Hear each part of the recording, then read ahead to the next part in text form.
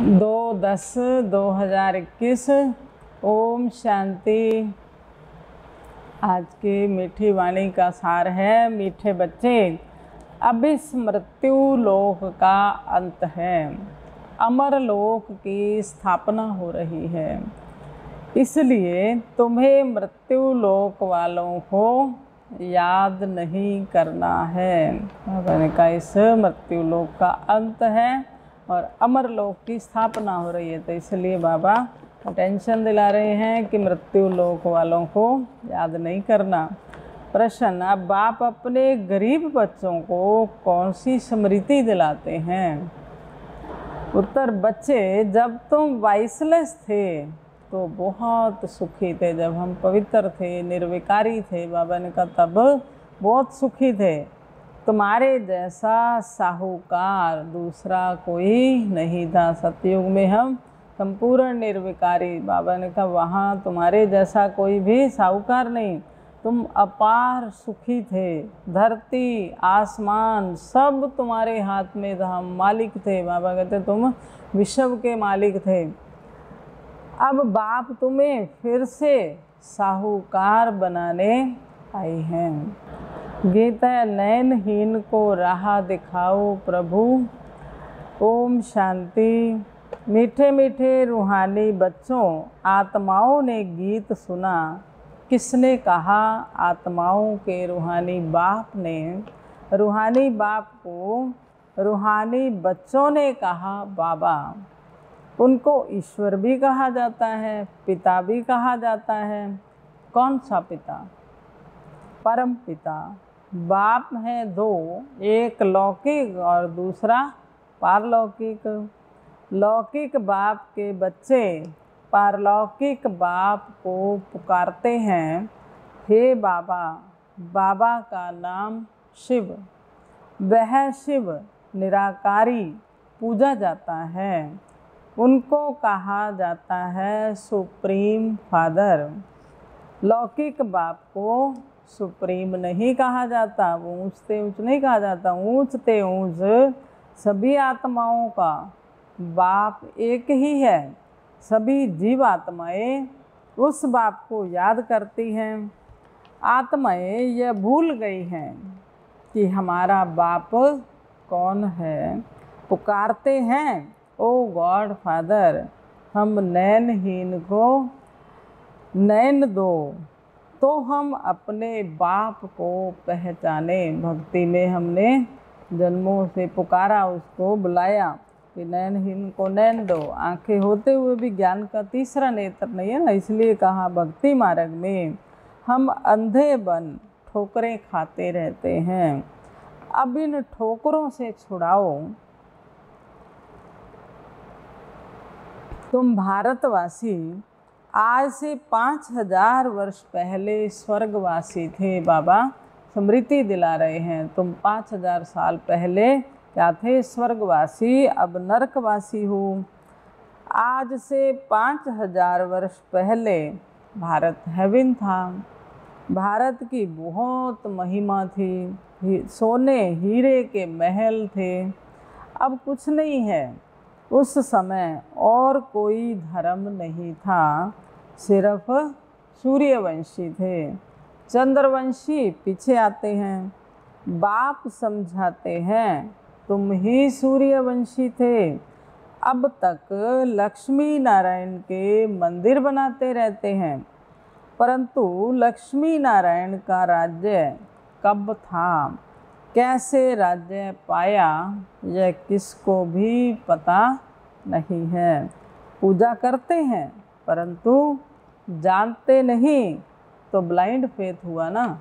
बल मंदिर बना के पूजा कर रहे हैं, बाबा ने कहा अंधश्रद्धा है, पूजा तो कर रहे हैं परंतु जानते नहीं, बायोग्राफी तो नहीं जानते। बच्चे जानते हैं कि सतयुग में एक ही राज्य था। कांग्रेसी लोग व बापूजी भी यही मांगते थे कि हमको फिर से राम राज्य चाहिए। महात्मा गांधी जी भी क्या चाहते थे?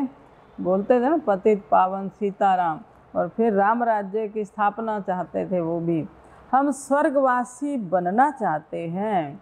अब नरकवासियों का क्या हाल है देख रहे हो। आज के संसार की हालत तो हम सब देख रहे हैं, कितना दुख, शांति, बीमारियां, मारा मारी, भूखमरी, बहुत तरह की समस्याएं हैं। तो बाबा ने कहा क्या हाल हो रहा है। इनको कहा जाता है हेल, डेविल वर्ल्ड, आसुरी दुनिया। यही भारत डीटी वर्ल्ड था, देवताई दुनिया थी, अब डेविल वर्ल्ड बन गया है। अब डेविल असुर, तो बाबा ने कहा इस समय दुनिया की हालत देख रहे हैं। डेविल कहा बाबा ने तो आसुरी दुनिया है, असुरों जैसी वृत्तियां हो गई, आसुरी संस्कार हो गए और आसुरी स्वभाव हो गए। तो बाबा ने कहा इसलिए डेविल वर्ल्ड है। जो बाबा समझते हैं, बाबा समझाते हैं, तुमने 84 जन्म लिए हैं, ना कि 84 लाख।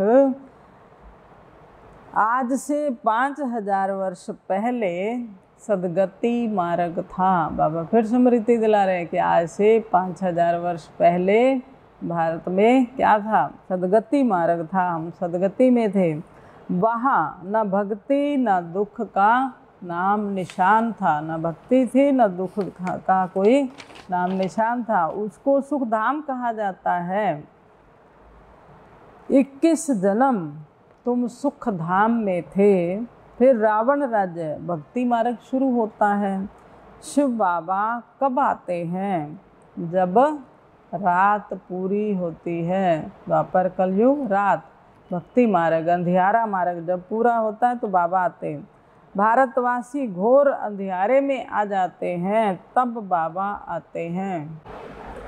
गुड़ियों की पूजा करते रहते हैं, एक की भी बायोग्राफी को नहीं जानते हैं। भक्ति मार्ग में अनेक धक्के खाते हैं। तीर्थों पर जाओ, फेरा लगाओ, कोई प्राप्ति नहीं है। बाप कहते हैं मैं आकर तुमको ब्रह्मा द्वारा यथार्थ ज्ञान सुनाता हूँ। बाप कहते हैं आज से 5000 वर्ष पहले हमने तुम्हें बहुत साहूकार बनाया था। फिर स्मृति दिला रहे हैं आज से 5000 साल पहले मैंने तुमको बहुत साहूकार बनाया था, इतना धन दिया था, फिर कहाँ गंवाया। पूछ रहे हैं बाबा वो धन कहाँ गंवाया, तुम कितने साहूकार थे। भारत कौन कहलावे, भारत ही सबसे ऊंचे ते ऊंचा खंड था जब सतयुग था। वास्तव में सबका तीर्थ है, भारत सबका तीर्थ है, क्योंकि पतित पावन बाप का बर्थ प्लेस है। जो भी धर्म वाले हैं सभी की बाप आकर सदगति करते हैं। बाप तुम गरीब बच्चों को स्मृति दिलाते हैं, बच्चे तुम कितने सुखी थे, याद करो। बाबा ने कहा सतयुग में थे, सुखधाम में थे, तब हम कितने सुखी थे। तुम्हारे जैसा सुख किसी को भी मिल नहीं सकता। धरती आसमान सब तुम्हारे हाथ में था। शास्त्रों में कल्प की आयु लंबी बताकर सभी को कुंभकर्ण की आसुरी नींद में सुला दिया है। अज्ञानता की नींद में सो गए, अभी बहुत वर्ष पड़े हैं, कर लेंगे, अभी क्या है। तो यह भारत शिव बाबा का स्थापन किया हुआ शिवालय था। वहाँ पवित्रता थी। उस नई दुनिया में देवी देवताएं राज करते थे। स्पिरिचुअल नॉलेज सिर्फ स्पिरिचुअल बाप ही आकर देते हैं। अब बाप कहते हैं आत्म अभिमानी बनो, मुझ अपने परम पिता को याद करो। याद से ही तमो प्रधान से सतो प्रधान बन जाएंगे। तुम यहाँ आते हो मनुष्य से देवता अथवा पतित से पावन बनने। अब यह है रावण राज्य।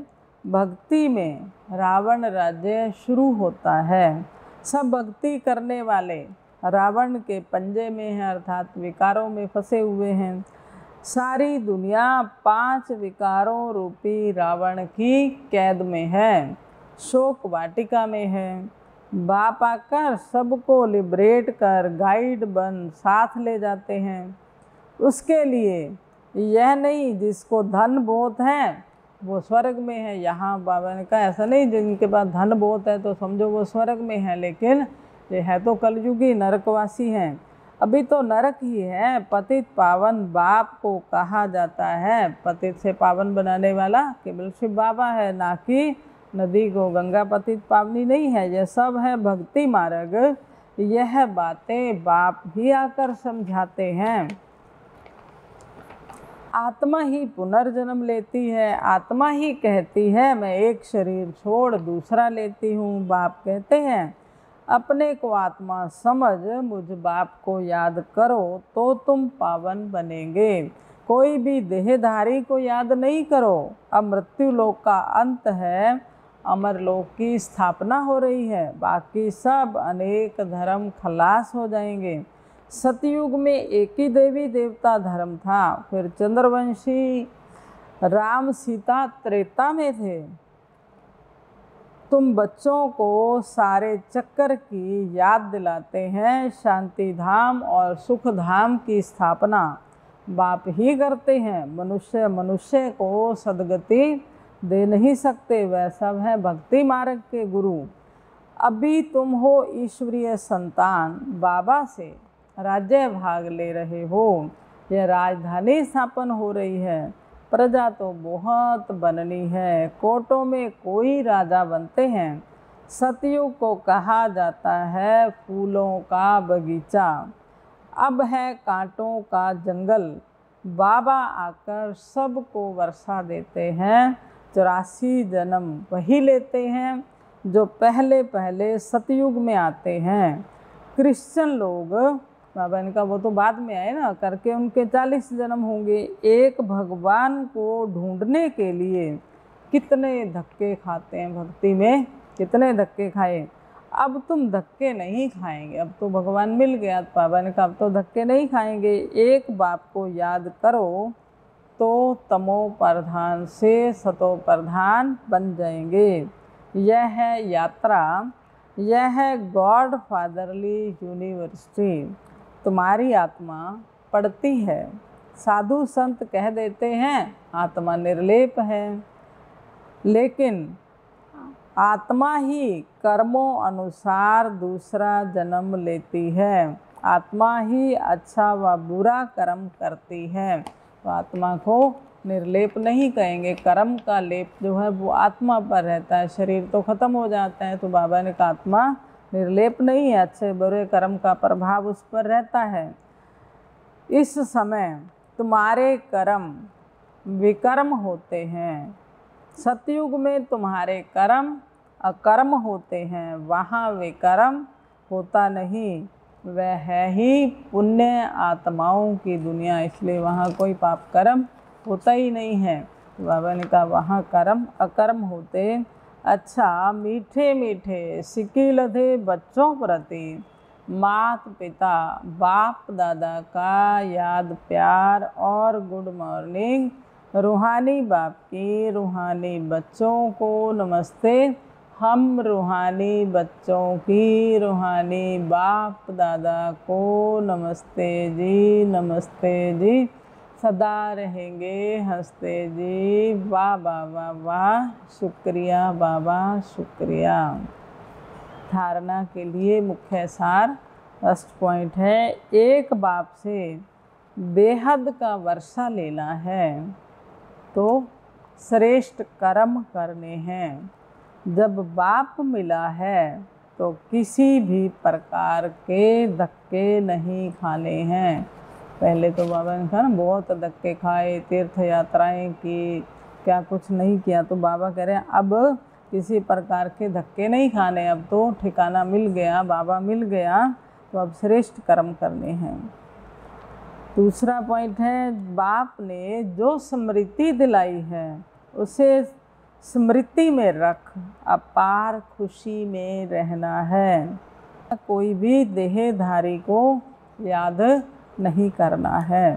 बाबा ने कितनी स्मृतियाँ दिलाई कि उनको याद करते रहो और अपार खुशी में रहो कि जब हम सतयुग में थे, सुखधाम में थे, तो हम कितने साहूकार थे, हम देवी देवता थे, हम डबल ताजधारी थे।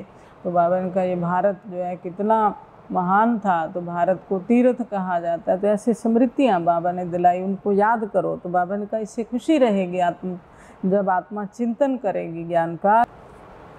वरदान, निमित्तपन की स्मृति द्वारा अपने हर संकल्प पर अटेंशन रखने वाले निवारण स्वरूप भव। निमित्तपन अर्थात मैं आत्मा निमित्त हूँ, शिव बाबा करावनहार है, मैं निमित्त मात्र करणहार आत्मा हूँ। जब निमित्त हैं तो मैं और मेरा ऑटोमेटिकली ख़त्म हो जाता है। मैं मेरा कुछ है ही नहीं, बाबा करा रहा है, मैं उसके सेवा में मददगार हूँ, मैं कर रही हूँ आत्मा। तो जो निमित्त बनते हैं, जो भी आत्माएं निमित्त बनती, तो उनके ऊपर सेवा की जिम्मेवारी भी होती है। तो जब हमारे अंदर ये संकल्प रहेगा कि मैं जिम्मेवार आत्मा हूँ, तो जब जिम्मेवार समझेंगे तब हमें अपने हर कर्म पर, हमारे संकल्प, बोल, कर्म, हर एक पर हमारा अटेंशन रहेगा।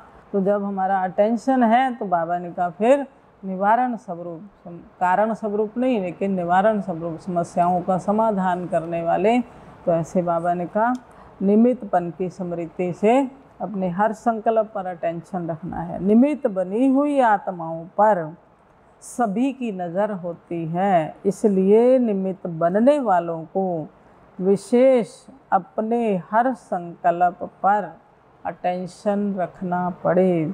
अगर निमित्त बने हुए बच्चे भी कोई कारण सुनाते हैं तो उनको फॉलो करने वाले भी अनेक कारण सुना देंगे।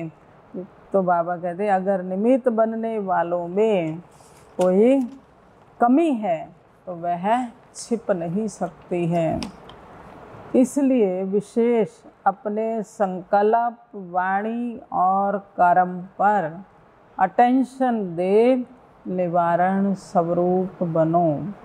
स्लोगन, ज्ञानी तो आत्मा वह जिसमें अपने गुण व विशेषताओं का अभिमान ना हो।